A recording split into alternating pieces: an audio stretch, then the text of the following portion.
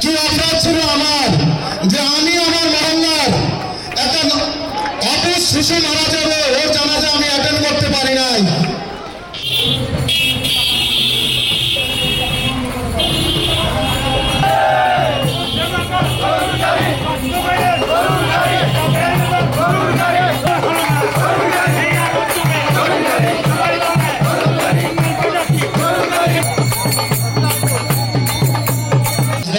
আমরা মাঠ পর্যায়ে কাঁধে কাঁধ মিলিয়ে সেই সংগঠনকে সুসংগঠিত একটি শক্তিশালী রাজনৈতিক দলে পরিণত করার জন্য চেষ্টা করে যাচ্ছি।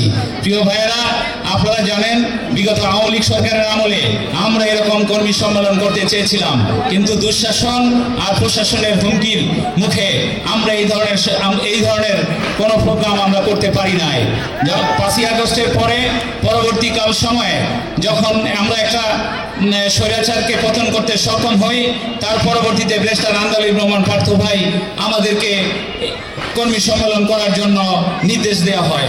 আমরা প্রথমে গুলশান, বাসানট্যাগ, বনানী, বাসানট্যাগ এবং ক্যান্টনমেন্ট 4টি থানেই ধারাবাহিকভাবে মূলদল সহ অঙ্গ সংগঠনের কর্মী সম্মেলন করা শুরু করে দিয়েছি। আমরাও দেখেছি আমাদের যেই কর্মী সম্মেলনগুলো হচ্ছে সেই সম্মেলনগুলো সাংগঠনিক শক্তি এবং আমাদের এই 6-7 বছরের যেই কর্মকাণ্ড সেগুলো আমরা তুলে ধরতে পেরেছি। কি অপরাধ ছিল আমার যে আমি আমার মহল্লার একটা অপুষ শিশু মারা যাবে, ওর জানাজা আমি অ্যাটেন্ড করতে পারি নাই। এই আওয়ামী লীগ সরকার আমার বাসায় আলটিমেটাম দিয়ে গিয়েছিল যে আগামী 5 তারিখ, আগামীকালকে 5 তারিখ এই রাখির জন্য বাসানট্যাগের মাটিতে না আসে, তাহলে ওকে ওর 2 পায়ে 2টা গুলি করবো। এই চামচারা কোথায় আজকে দেখেন ওই মাটিতে বিচার আছে, এই উপর আল্লাহর বিচার আছে। তাই আমি আপনাদের অশেষ আহ্বান করব যে আন্দোলন রহমান পার্থ ভাই যেরকম একটা নিষ্ঠার সাথে এত রাজনীতিবিদ, আমরা যারা কর্মী আছি আপনারা আসেন আমাদের সাথে, আমরা হাতে হাত মিলিয়ে কাঁধে কাঁধ মিলিয়ে মা বোন ভাই বোন যারা আছেন এই ঢাকা 17 আসনের আপনাদের সবাই বলবো আসেন, আমরা একটা রাজনীতিতে আসি, একটা প্ল্যাটফর্মে আসি।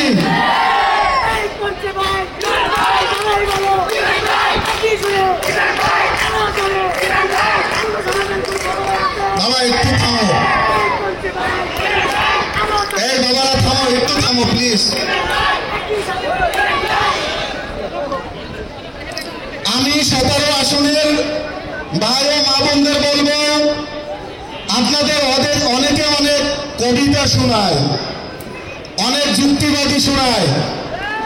আমার ফ্যামিলিতেও বলে যে ভাই আপা আপনার বাসায় একটু করতে চাই, আমরা মহিলারা বলে। আমার মিসেস বলছে যে ভাই আমরা এটা করতে পারবো না। আমি বিএনপি করি, আমার হাজবেন্ড বাংলাদেশ জাতীয় পার্টি বিজেপি করে, পার্থ ভাই দল করে। আমি ওই সমস্ত মা বোনদেরকে বলবো আপনারা বুঝে শুনে একটা বাসায় যাবেন, না হলে এই বাসানট্যাগের মাটিতে আমরা আন্দোলন রহমান পার্থ ভাইয়ের যারা সংগঠনের যারা নেতৃবৃন্দ আছি আমরা কঠোর হস্তে এরা দমন করবো ইনশাআল্লাহ। আসসালামু আলাইকুম, সবাই ভালো